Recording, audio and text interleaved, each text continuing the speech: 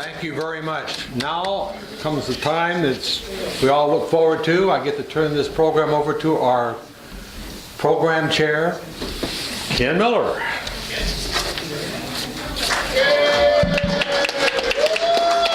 President Doug, fellow Lions and guests, as a preview for next week, Phil Olson will be taking my place, and our speaker will be Rob McGregor with a presentation on Shelter Box. Now today it is my great pleasure to introduce a familiar face to all of you, Alan Rose. Alan has a most interesting resume. He was born and raised in Vancouver and taught in Japan for 3 years and lived in Melbourne, Australia for 9. He came to the Lower Columbia Community Action Program in 1999, and then in 2005 became the Director of Community Relations and Development. He has served on 4 different boards of directors, from the Emergency Support Shelter, the Ethnic Support Council, FISH, and the Head Start Policy Council. He's written 2 published novels, and he is the host and producer of the KLTV program Book Chat. Please join me in welcoming Alan Rose.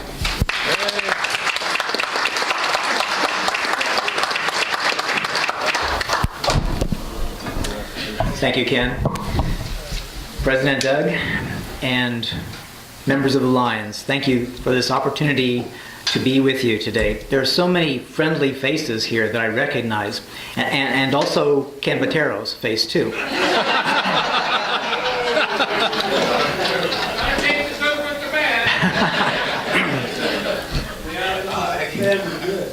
I look out and see Greg and Mark, who have been so instrumental in Walk and Knock. We deeply appreciate your efforts. Help us rethink that community event. I see Cindy, Doug, who played an important role in your generous donation of additional funds to help Warehouse, coming from the Street of Screams. Once again, thank you. CAP's history and the Lions have been pretty much hand in hand for over the decades, and so I really appreciate being here tonight. Ken had asked me to tell you sort of what's new with CAP, and in a way I'm going to tell you what's past with CAP. 2014 is our 50th anniversary, and that is something to celebrate not just for us at CAP, it is something to celebrate for the community, because CAP grew out of the community. It is the community. And so I'd like to ask Ken to click us through. When people hear about CAP, they often think of a few programs, certainly Help Warehouse. By the way, these 2 photos, this is the basement filled about 6 o'clock the next day. Incredible. Every year I am so impressed by the generosity of this community. Great. Or people know us by Meals on Wheels. By the way, Russ Neely here with Mrs. Bowden. Russ this year clocked 10,000 miles delivering Meals on Wheels. We are so appreciative of Russ and the many volunteers who deliver Meals on Wheels. Or some people know us for self-help housing. A lot of people don't realize that CAP is the largest builder of family homes in Cowlitz County. 403 families have built their homes through the self-help housing program. But there are actually over 30 different programs that CAP does, and I'd like to sort of give you a bit of a history of how we got here. Okay? In 1963, in summer of 1963, President Kennedy wanted a bold idea, something that would be as bold as going to the moon. He announced that in 1961, and for a number of you who are of my generation, you probably remember the excitement. I remember being a kid and the whole thought of going to the moon. It was like out of Buck Rogers, Kennedy sort of electrified us and got the nation moving. Suddenly there was money for science and math, technology, and we were moving head forward. In 1963, Kennedy was looking for another big idea. And during 1963, a book came out called The Other America. It was a study in poverty. And when Kennedy read the book, he said, this is what we've got to tackle. We have to eradicate poverty in the United States. Talk about a big goal, sort of like going to the moon, almost as impossible. Okay. We found in Poverty America that people of color were disproportionately represented, that the majority of poor people were women, that what we call generational poverty was ongoing, just cyclical. If your grandparents lived in poverty and your parents lived in poverty, chances are that you and your children would also live in poverty.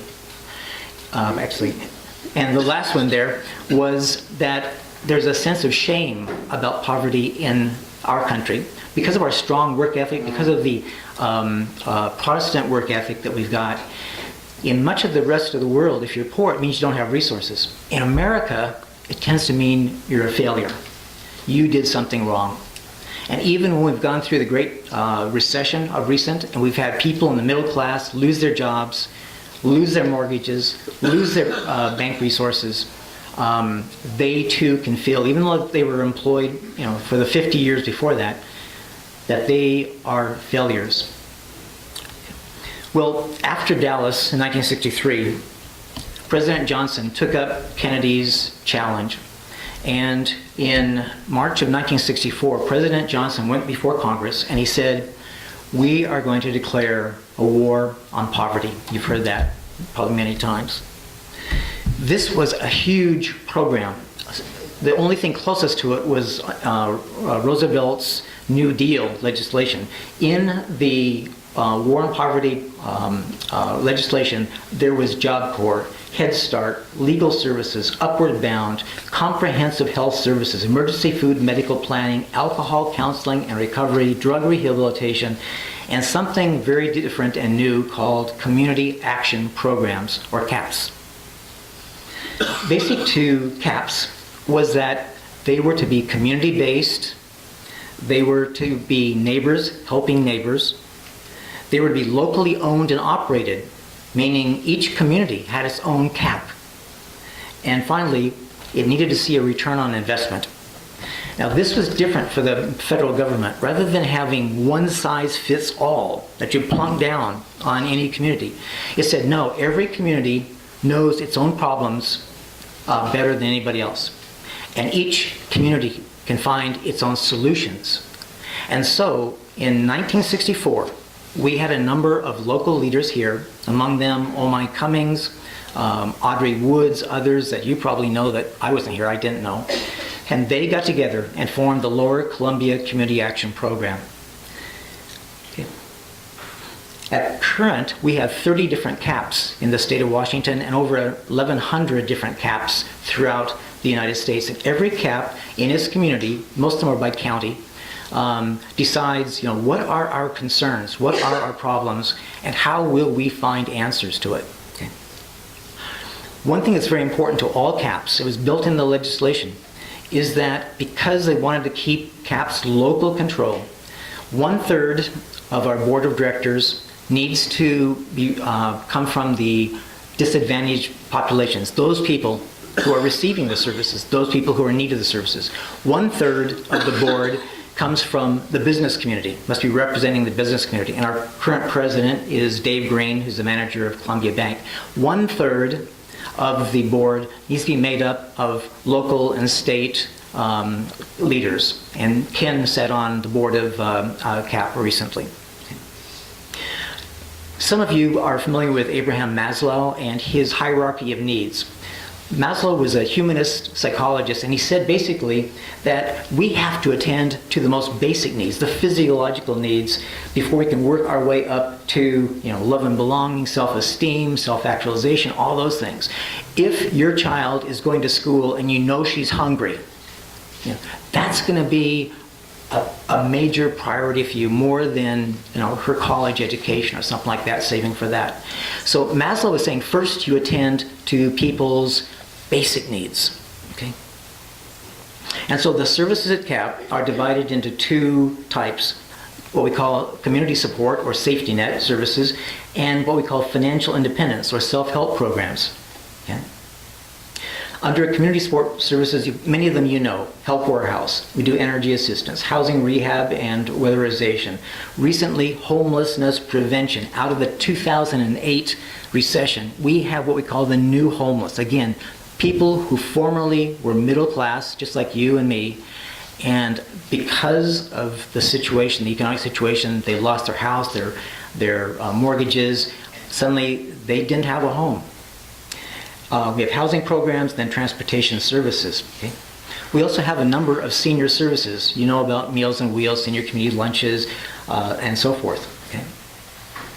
We also, under the financial independence services, these have through the years been about jobs, employment and training programs, home ownership, the self-help housing program I told you about, asset building programs such as Bank of America, Money Smart classes, free tax assistance, working with the AARP. See, part of the development, the evolution of services, as I was saying, you identify the needs. Initially, CAP was focused on, let's get people to work. Let's give them the job training that they need so they can get jobs. But when people were coming out of poverty, oftentimes that wasn't enough. They would get a job, they'd have an income, but they had never had the training from their parents like you and I have, where we learn to budget, where we learn to plan, where we learn to manage our resources. And so after a while, we decided we need to help them develop and manage their assets, not just get an income. And so that's how the asset building programs came on. Okay? So when we look at Maslow's hierarchy of needs, you'll see the safety net programs are down there at the bottom. First, address food, security, housing. Then once people have those stabilized, then they can begin to move up to the higher plateaus there, where we look at the self-help programs, where they can participate in the dignity of this community and give back. Okay? Now, this is going to be, you're going to have to double click on these. Okay. One thing that people don't know about CAP is that a number of programs grew out of CAP over the last 50 years. First double click. Head Start started as a CAP program. The Evergreen Legal Services, now called Kalas Wakayakum Legal Aid, started as a CAP program. Family Health Center. At a time back in the 70s, there was no place for people without medical insurance to go except the emergency room, and so CAP began to develop a medical clinic, a free medical clinic. That in time became the Family Health Center. Ethnic Support Council. After the Vietnam War, we had an influx of refugees, and we needed a program to integrate them into the community. So CAP started that program, and in time it spun off to become the Ethnic Support Council. Also in the 70s, people started talking about domestic violence, one of those horrible topics that people have been not talking about, acknowledging for decades.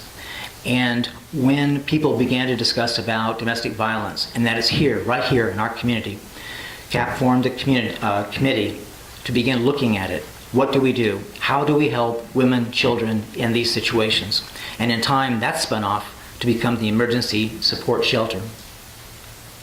Even the farmers market, which I didn't know, started as a CAP program. Thanks, Ken. In the annual report that I gave you, if you're interested about the finances, you'll see where our revenues come from. Unfortunately, we still have a large amount of our revenue comes from state and federal funding, about 60-some%. We want to lower that. We want to become less dependent upon federal funding. Ken? People are also interested and they ask about, well, how much of my money goes to actually the programs? And we can say that 93 cents out of every dollar goes to CAP programs. We also like to say, if you have a favorite program, we will have your money go to that, whether it's Help Warehouse, Meals on Wheels, or whatever. 7 cents on the dollar goes to the administrative costs. Okay? Future of CAP. The first point is that CAP needs to remain responsive to our community. What's happening now? What's happening in your lives? What's happening in the lives of your children? What do you see happening that we as a community need to embrace and take on as an issue that we want to address, as we did with domestic violence or refugee integration? And there are a number of issues that we are facing. The second aspect of our future is, how do we stabilize our funding so this community is not so dependent upon government funding? And we have two strategies on that. One is to build an endowment. That we started that several years ago. We currently have an endowment of about $500,000. As you know, an endowment, you don't spend that money. That's like a savings account. In time, as it develops, the interest earned, or part of the interest earned, will go to support Meals on Wheels, which doesn't pay for itself. Or it'll go to support Help Warehouse, which doesn't pay for itself. And so the idea is that as we build that endowment over $1 million, then we can begin to have interest coming in to support the programs that right now are still dependent upon government funding. The second concept has been our social enterprises, and our executive director, Ilona Kirby, came up with this when she first became the executive director at CAP in 2005. She wanted to find a way that CAP could make money to support its own programs, and came up with the idea of social enterprise. Actually, she visited a number of social enterprises around the country and said, let's do it here. Hopefully you've heard about Grounds for Opportunity over in Kelso. Ken? It used to be called the Old Corner Tavern. I'm sure none of you knew it as that. Today, it's a brand spanking new building. J.H. Kelly did a fantastic job. They gutted it and created a really beautiful cafe. Okay? It's a cafe for the general public. It's right next to this train station if you haven't been there. Okay? It's also a job skills training kitchen for the restaurant industry. So we have people who go through, and these are generally the hard to employ people. They go through a 16-week training course. They get a certificate at the end of it, and then we try to help get them placed. And so we've got graduates at Stuffy's too, at Hop and Grape, Freddy's Just for the Halibut, I'm forgetting others. Used to be at Grumpy's before it folded.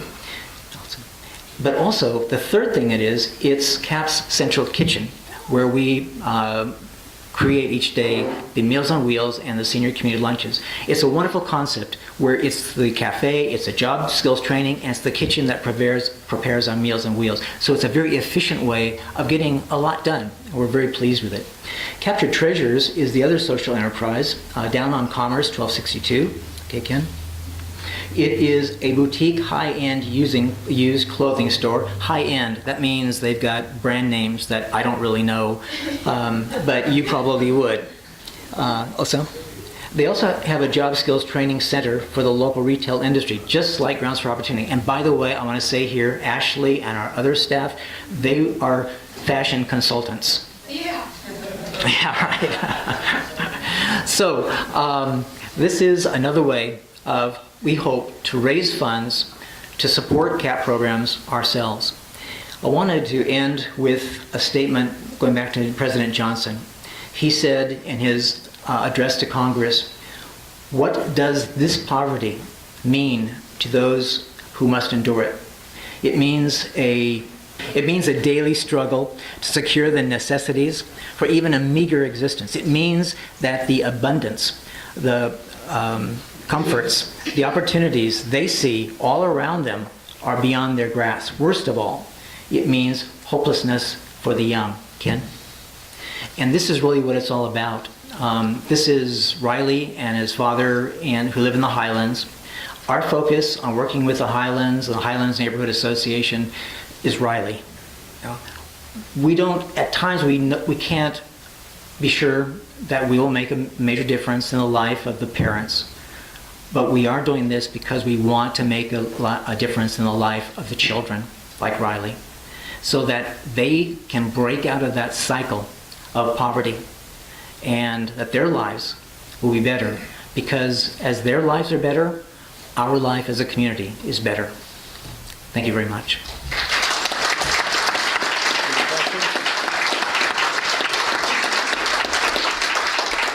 We do have time for questions if you have any questions. Please. I would just like to make a comment. I've eaten it, Common Ground. Grounds for Opportunity? It's excellent. Friends and my friends have met there and enjoyed whatever it is we order. It's been very, very good. Great. Thank you very much. By the way, I want to add that it is a training kitchen, so if you go in and you don't have a great experience, we need to know that. Talk to the manager, because the people in there are in training. Ken? We need to let people know too, they cater. Thank you. We've used them several times, but they do have catering. Ken reminded me that we also do catering. That's part of the training too. Okay. Please.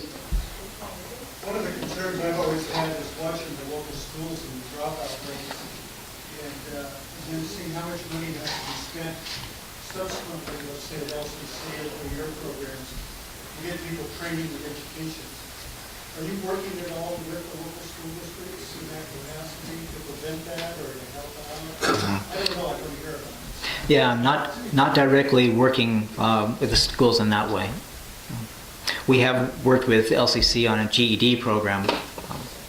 More of our work is, for example, helping with feeding the kids, connecting them with our USDA program.